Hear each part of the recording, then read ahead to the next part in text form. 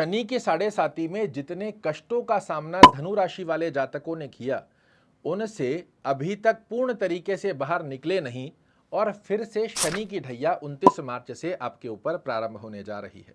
यही सोच रहे होंगे ना आप, किंतु मैं आपको बता दूं, पिछले 7.5 साल की ड्यूरेशन में जब आपके ऊपर शनि की ढैया चल रही थी, उसमें जितने कष्टकारी अवस्था का सामना आपने किया, वो इस बार आपको देखने को नहीं मिलेगा।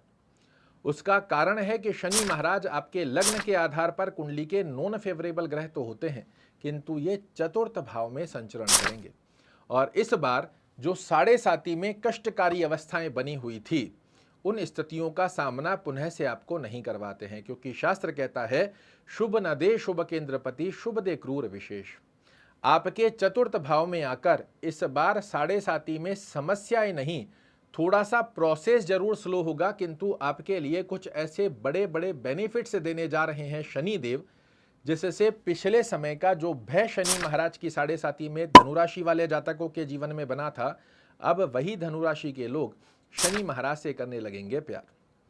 पहली स्थिति में चतुर्थ भाव में बैठकर शनि महाराज की स्थिति किस प्रकार के फल देगी, तो जो भी लोग विदेश में सेटल होना चाहते हैं, विदेश में पीआर करना चाह रहे हैं, विदेश में एजुकेशन को प्राप्त करना चाह रहे हैं, इसका एक बड़ा सुंदर योग धनु राशि वाले जातकों के लिए निर्मित होने जा रहा है। दूसरी अवस्था में जनता से संबंधित यदि आप किसी भी प्रकार का कार्य कर रहे हैं जो लोगों से कनेक्टिविटी वाला कार्य हो, उसमें आपको श्रेष्ठ कारक सफलता का योग यहां पर बनकर आएगा। अगर आप कोई भूमि भवन वाहन गाड़ी घोड़ा खरीदना चाह रहे हैं, इसमें आपके लिए एक अच्छी अवस्था निश्चित रूप से भौतिक सुखों में वृद्धि के स्वरूप में बनकर आएगी। माता के स्वास्थ्य में आपको पुष्टिकारक अवस्था का योग देखने को मिलेगा। ये लाभ आपके लिए शनि महाराज की इस ढैया में निश्चित रूप से धनुराशि वाले जातक देखते हुए पाए जाएंगे। अब आपके लिए उतार चढ़ाव किस स्वरूप में बना सकते हैं, तो पहली स्थिति में अपने जॉब स्थान के ऊपर अनायास स्वरूप में बॉस कलीग से उलझने से बचने का प्रयास यहां पर ध्यान रखने वाली स्थिति रहेगी। किसी भी व्यक्ति की गवाही यदि आप देते हैं तो इसका ध्यान रखिएगा।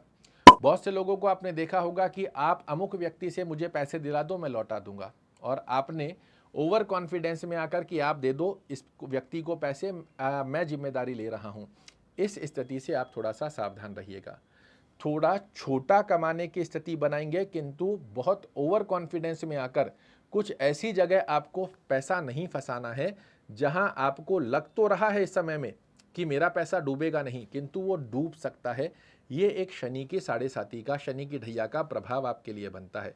और इस स्थिति से अगर आप 2 कदम दूर रहें कि छोटा कमाऊंगा किंतु लगातार कमाऊंगा, यह स्थिति आपके लिए बढ़िया बनकर आती है। शॉर्टकट रास्तों से इस समय में आपको दूर रहना है और जो भी डिसीजन ले रहे हैं ये सोच समझ कर लेना है। जल्दबाजी में किसी प्रकार का डिसीजन ना ले, किसी योग्य व्यक्ति से सलाह लेकर स्थिति का डिसीजन लेने की स्थिति बनाते हैं।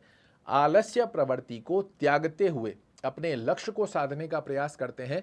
तो ये छोटी छोटी 3 बातें सिर्फ आपको ध्यान रखनी है। अपने कर्म क्षेत्र पर अनायास स्वरूप में किसी से उलझना नहीं है, किसी की गवाही इत्यादि को हमारे साथ में साझा नहीं करना है, कर्म क्षेत्र में शॉर्टकट रास्ते नहीं अपनाने हैं और जो भी डिसीजन लेंगे वो सोच समझकर जल्दबाजी में नहीं लेंगे। सिर्फ इतनी सी स्थिति बनाइए, आप देखोगे धन दृष्टिकोण भी आपका पुष्ट होगा, कुटुंब परिवार में यशमान प्रतिष्ठा की स्थिति भी बनकर आएगी, जनता में सहयोग भी प्राप्त होगा, भौतिक सुखों में भी वृद्धि होगी, मेहनत के रिजल्ट भी बनकर आएंगे। इन 3 बातों को जो मैंने बताया है 2.5 साल की स्थिति में गांठ बांध कर रख लीजिए।